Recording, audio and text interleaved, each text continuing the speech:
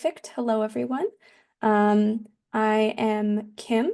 I am a master's student at Queen's University in Kingston, Ontario, where I study history and am completing my graduate studies off of a graduate scholarship at the university. So I'm very excited today to show you some master scholarships opportunities within Canada that are fully funded and will help you start your life in Canada or just for the time that you are in school. Okay. My apologies for that. Okay, so welcome. Um, so, to tell you a little bit about Canada, it is a diverse and expansive country with a population of around 39 million people. We are quite known for our multiculturalism and bilingualism. We are known for our French, British, Indigenous, and immigrant cultures, all melding together into what makes Canada. We currently have two official languages. The first is French, and the second is English. And our economy is primarily useful for natural resources, manufacturing, and technology. We have one of the strongest education systems in the world, and we offer free public education and world-class universities. We are very friendly on the world stage. And yeah, it's just a beautiful country. So now to the specifics of each city that I will be showing the scholarships for. The first is Winnipeg. Winnipeg is known for its affordable cost of living compared to a lot of the other major cities in Canada. And rent for students typically ranges from $800 per room in a shared house to about $1,500 for a one-bedroom apartment. However, you can usually find something for cheaper. It is just depending on where in the city you live. The city offers reliable public transit with a student U pass fees around 470 Canadian dollars for the whole year. So this is a one-time expense per year. It is not monthly. And Winnipeg is also known for a very bike-friendly city. They have numerous cycling paths, and international students, along with studying, are permitted to work for up to 20 hours per week in the city, with part-time opportunities available in sectors such as retail, hospitality, and on-campus employment. And at the University of Manitoba often provides funding packages for their graduate students that include teaching assistant positions. And these teaching assistants approximately make about $20 per hour. This next place that I'll be showing you is McGill University, which is in Montreal, Canada. Montreal is a very vibrant city and it's celebrated for its rich cultural scene and a relatively low cost of living. I would like to note that Montreal is within the French part of Canada, and French is the official language of Quebec, which is the province it is a part of. However, Montreal is known for its bilingualism, and you can get by very easily with only English. And students can find rental accommodations ranging from about $700 per room in a shared apartment to about $1,400 for a one-bedroom apartment. The public transit here is very good, with students having reduced fares for the public transit, and that costs about $53 per month for the Opus card system, which would grant you access to all forms of public transit, including but not limited to buses and the metro system.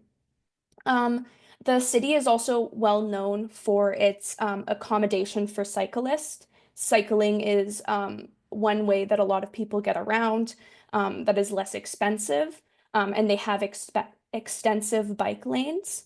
And the same as in Manitoba or Winnipeg, students are allowed to work up to 20 hours per week on their student visas. Now, one thing I would like to note is that for retail and food service positions, you would need to have some to some extent, some form of French proficiency. However, the university itself has a lot of on-campus positions that would only require English. And at McGill University, teaching assistantships are also pretty common for graduate students, specifically international graduate students, to obtain. And you would earn an hourly wage of $33 an hour. And lastly, the third scholarship I'll be showing you is at Dalhousie University in Halifax, Nova Scotia, Canada. So Halifax provides an environment with a moderate cost of living. It is on the East Coast and is by the ocean. It's a very beautiful city. And student rentals cost around $750 per room in a shared house to about $1,500 for a one-bedroom apartment. The city's public transit system is not as great as, say, for example, Montreal. However, they do have student passes that are approximately $70 per month. Um, but with that being said, Halifax is developing a network of bike lanes to make a better and more proficient way for students to get around. And here, international students are also allowed to work up to 20 hours per week in the same types of sectors. And teaching assistants, which again is a very common job for graduate students, you can earn between $24 an hour to $31 an hour. But this is dependent on your experience and qualifications. Usually, this would depend if you're a master's student or a doctoral student. So you could fall within any range, depending on what the university deems fit. So now for the first scholarship I'll be showing you is the University of Manitoba Graduate Fellowship at the university. So it's designed to recognize and support academic excellence among full-time master's and PhD students. This fellowship is open to students in all fields of graduate study. So this could be from history to something like biomedical sciences, for example. So there's a wide range of programs that could fit within this eligibility. And so they would just have to be eligible for tri-agency funding. However, I looked it up, most of them are. And then in terms of how this award is valued, so for a master's scholarship, it would be 20,000 per year for 12 to 24 months. And this would total up to 40,000. Usually in Canada, master's and graduate degrees usually take around 1 to 2 years, depending on what you are studying. And I would just like to note that these scholarships are on top of funding that is usually already provided by the university automatically. In Canada, it is very well known that most graduate studies, especially within scientific research, are already funded. So this extra money would be towards living expenses, while tuition would already be paid for. And in terms of eligibility criteria, so students must have a minimum admission GPA of a 3.0 based on their admission to their current graduate program. Some departments may have higher GPA requirements, so you would have to look per program. Um, However, you would have to make sure that in general, to apply to any of the programs, you have above the 3.0 requirement. In terms of citizenship, all students, regardless of citizenship, are eligible to apply. So this would include international students. And as I said before, there are a lot of different programs of study you can choose that fit this program requirement as long as it is eligible for tri-agency funding. And in terms of enrollment status that you would have to be, you must be admitted to a full-time master's or PhD student at the University of Manitoba. So this would mean that their pre-masters and occasional students are not eligible for this. However, if you applied for like acceptance to the University of Manitoba, you could then right afterwards apply to this award. So you wouldn't have to be at the university for, say, a year or anything for that. And in terms of language requirements, the two top tests that they take are the TOEFL and the IELTS. For the TOEFL, you would need an 86 overall with no less than a 20 in each of the four components. And then for the IELTS, you would need a band score of a 6.5 or greater. And then in terms of the application requirements specific to this award, you would have to complete the UMGF application form, which would include all of the information I'm just about to tell you. So this would include providing official transcripts from all post-secondary institutions that you've attended. So if you were applying for a master's, this would mean that you would need to show your bachelor's transcripts, and then any other types of institutions of higher education that you have attended. Recommendation letters. You should submit two academic letters of reference. So this would be a professor or someone within the academic institution that you received your undergraduate degree from, who can attest to your academic abilities and how well you would fit this type of institution. And then a statement of research interest is the last thing that you would need to provide. So this would be a 1 to 2 page statement of interest, which would outline your research interests and experience.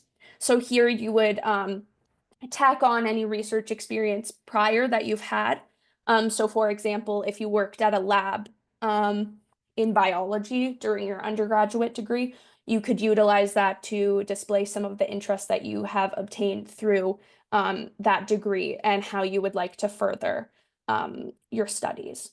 And so in terms of deadlines, they do vary by department, and you should make sure to contact the departments or look online, and I will show you the portal to do so for the respective departments for specific deadlines and application procedures. However, I can tell you for the most part that the application requirements that I gave you are the ones that you need to be successful in applying. And from the various deadlines that I looked at, based off of the different departments, the deadline is usually March 1st. So in this case, that would mean that you have almost a year to prepare your application if you would be interested in applying to the University of Manitoba. So now I'll take you to the website to show you some of the information that I was just talking about.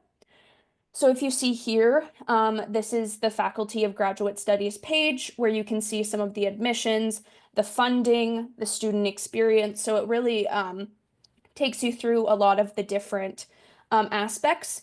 And if you see here, this provides you a step-by-step on how to apply and be admitted into the school. So first would be finding a program. This is what I was talking about when I was saying that you should go and explore the programs yourself to figure out what fits you best.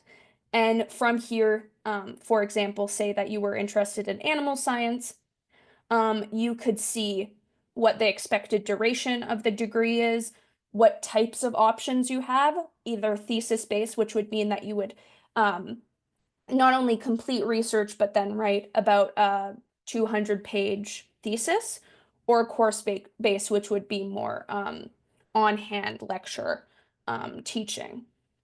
So as you see here, it would tell you all of the program details, and this is really important for when you are applying to the university, is making sure that you're looking specifically at what the program requires, especially when a scholarship like this can be for a various amount of awards.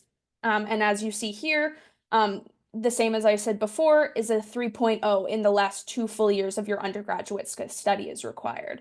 So looking at those requirements is really important, and the pages really do help you figure that out. The directories are quite easy to follow. And secondly, I'll take you to the fellowship page. So as you see here, this is the information about the fellowship, where it says how much money you're um, valued at, how you receive the funding. So this is really important to just show like what you should expect from it. And then as you see, some of the things that are important. Okay. And with that, I will go on to some of my tips for success. So, um, meeting the GPA requirements for Canadian schools is very important. When I say this, I mean that most, if not all, universities will not look at your application if you do not at least meet the GPA requirement. It's kind of like the first thing that they look at, and is kind of the default. So you really want to make sure that you have above that GPA requirement. So if it's a 3.0, aim for something like a 3.1 or a 3.2 or even greater. Just strive to have the best GPA possible. Um, I say apply well in advance. Because this is a university-wide award, it is really important to contact the department that you're hoping to join to confirm application procedures and make sure that you're meeting all of the deadlines that are necessary. And then lastly, for preparing all of the necessary documents, just make sure you have those ahead of time. And for the recommendation letters, I can't stress enough the importance of making sure that the people that you choose to provide you these recommendation letters know you well.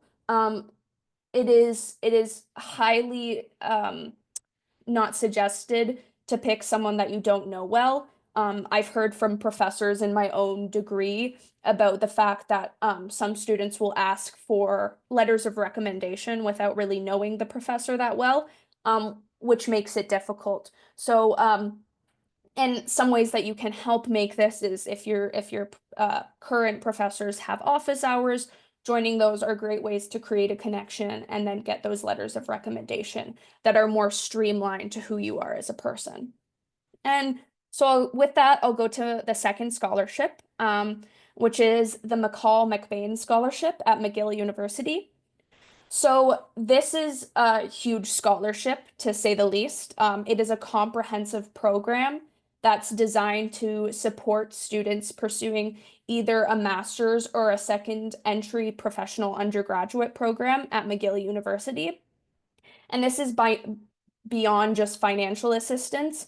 The scholarship tries to emphasize and help students develop leadership, mentorship, and community engagement. So these are some of the benefits, which I think is quite unique to the university and the scholarship. So in terms of financial support, it is the full coverage of your tuition and fees for the whole duration of your program.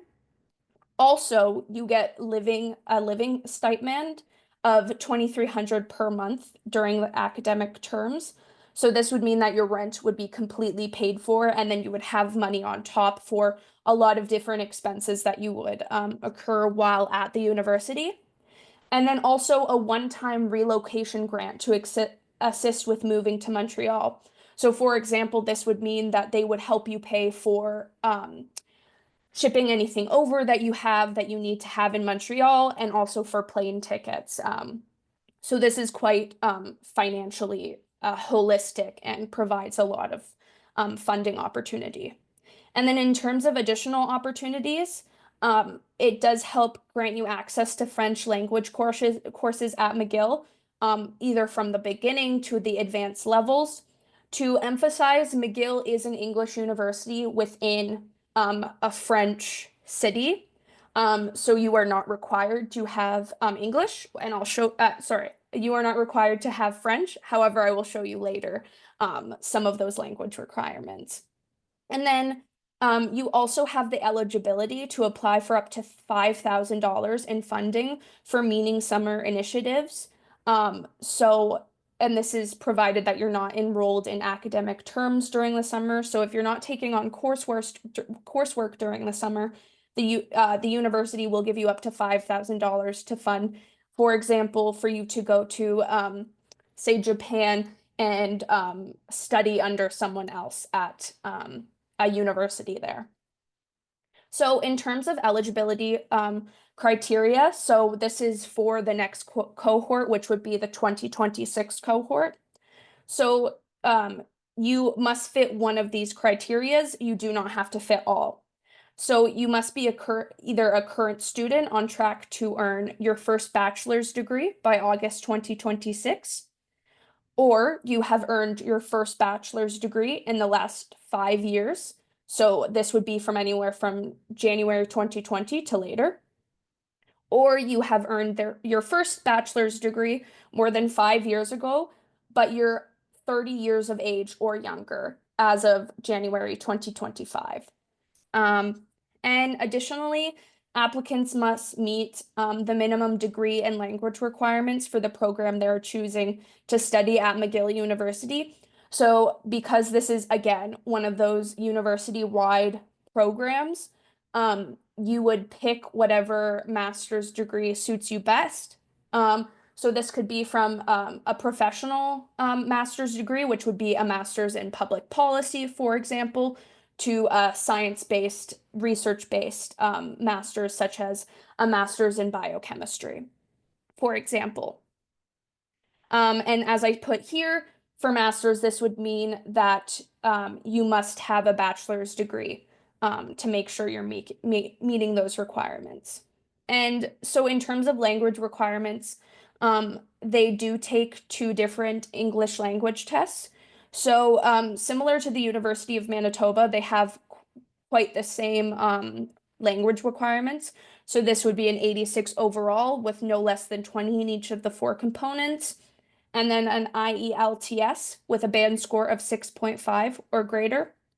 And this is quite novel for the university, but both the MD program, so the doctorate in medical sciences program, and then the bachelor's in civil law and juris doctorate program at McGill, both are part of the scholarship, and you can get your medical or law degree funded through this scholarship. However, this does require a French proficiency at the French B2 level. So you would have to, unless you've taken French courses before and can show your proficiency in another way, you would need to take the DELF test and get at least a B2 level. And then in terms of additional application requirements, so it is an online application. So you would have to complete the separate McCall McBain scholarship application, which would include all of your personal information, such as nationality, where you completed your bachelor's degree, your academic history, so what GPA have you received in each of your current degrees that you have either obtained or are completing by August. And then also your extracurricular involvement. So this would be where you would put any leadership skills that you've had through, for example, volunteering, or if you are part of a basketball team. It can be a wide range, but that's what would be on the online application.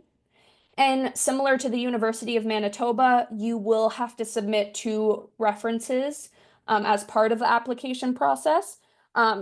It is highly suggested that these are academic references. However, if you have been out of university for quite a while and you are working, you may use professional references.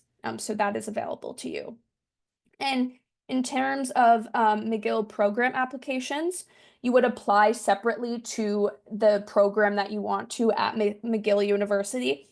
However, the great thing is that for the application for the program, it would just entail the same information that you need to submit for the McCall McBain application. So you could certainly still utilize those application requirements that were used for that. So in terms of deadlines, so applications for the 2026 cohort have not opened yet, but they will on June 1st, 2025. And then deadlines are not out yet because it will usually be around November. I have had friends who have applied to this scholarship before, and it's usually around November that the official date for the deadlines are provided. And then, because you also have to apply for a program of study, there are two different deadlines that you need to take into consideration, and this would be the McGill program application. So they generally begin in September for the following fall semester. So in September 2025, you will see the application available to you for the fall. And you should check the specific program deadlines for this. However, they're usually January 1st, in my experience. And now I'll take you to the university page.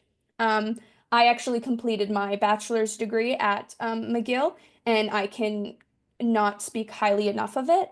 It is such a great university.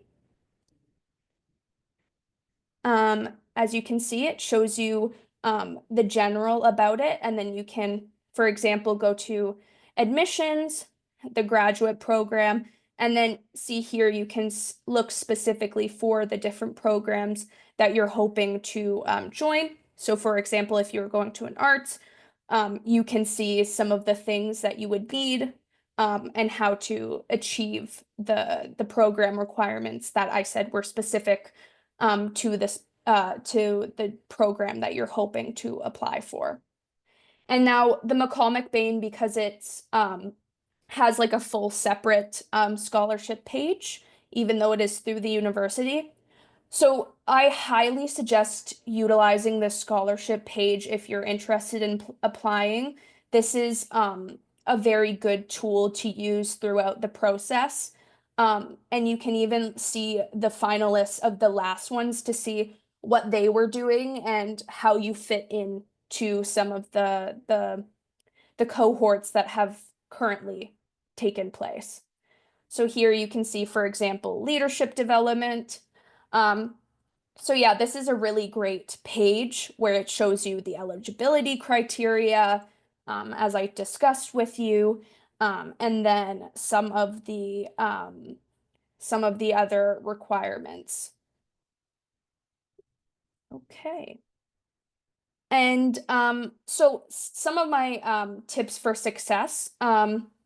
So one thing I did see is that the McCall McBain program has information sessions all over the world that are either online or in person that can help you through the application process and some of the program expectations. So I will take you there here so you can see some of this. So as you see, it takes you through some of the information sessions that you can join. And you can join any of them as you see like an open information session here.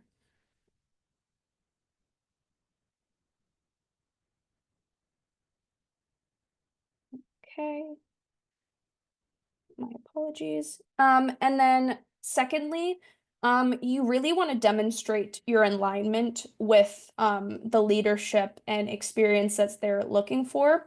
So you want to highlight the experiences and aspirations that align with the scholarship. So how do you see yourself fitting into leadership? How do you see yourself fitting into community engagement? And what are the ways that you represent academic excellence? So this is a very holistic scholarship, which is not only looking at your GPA, but is actually heavily looking at your leadership and some of the ways that you fit into the university.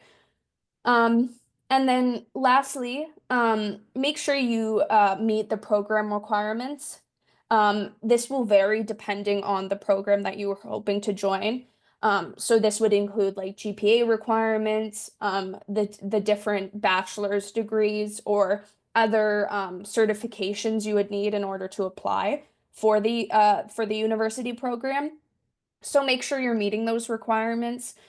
They are seen as like the minimum requirements, so you must make them in order to be a successful applicant. And with that, I'll go on to the third and last scholarship I'm going to show you today. So the last scholarship is the Scotia Scholars Award at Dalhousie University. So the Scotia Scholars Award is administered by Research Nova Scotia and offers financial support to outstanding research trainees engaged in health research at participating Nova Scotia institutions. So for this one, I'll be showing you Dalhousie University. And the award aims to attract and retain top quality research graduates, encouraging exploration, discovery, and innovation in health-related fields. The scholarship is both available for master's and doctoral students. And so at the master's level, you would be given over $12,000 per year for up to 2 years, which would be how long it would take you to finish a master's degree. And I would like to emphasize as well that Dalhousie University automatically gives internal funding for their students, so you would not be paying tuition in general. So this would be more for living expenses. And to be eligible for the Scotia Scholars Award, you must be enrolled in a thesis-based master's or doctoral program at Dalhousie University. Your field of study must be engaged in health research. So when I say this, this would be either some sort of scientific research, or it could be something more social science, arts based, but is geared towards helping the health of society and has to do with in some sort of way the medical sciences. And this is open to both Canadian and international students. There is no difference in the application process, and that would not be a problem. And so applicants, while I can't attest to every single program, they're usually required to submit the following. So this would include the application form, which would be on part of your application process. And this would include your transcripts, letter of reference, and a research proposal. So this would be used for not only the program that you're applying to, but then also the Scotia Scholars Award application form itself. So to emphasize, these are two separate forms that you would need to fill out, similar to the McCall-McBain one, for example. So you must provide official transcripts from all post-secondary institutions that you have attended. So this would be any bachelor's degree, any master's degree, any medical degrees, whatever it is, you would have to provide those transcripts. Similar to the other ones, you must submit letters of recommendation from academic or professional references. So this one is a little bit more lenient. You may submit professional recommendations. However, academic is usually what is utilized at universities in Canada. And then you must provide a research proposal. So you must provide a statement. It's usually a page outlining your research interests and experience. So as I discussed before, if you're in biology and you've worked at a lab, please discuss this in a research proposal. If you haven't had any experience, discuss how your undergraduate degree has equipped you to take on research experience, for example. It is not required that you have research experience beforehand, however, it is helpful. And in terms of language requirements, they take the TOEFL, IBT, and the IELTS. Now, I will say for Dalhousie University, I do find that the English language requirements are quite higher than some of the other universities that I have shown you. So for the TOEFL, IBT, which you can take either in person, at home, or online, you would need a 92 overall. Now, it didn't say what you would need minimum in each. However, you would just overall have to get that 92.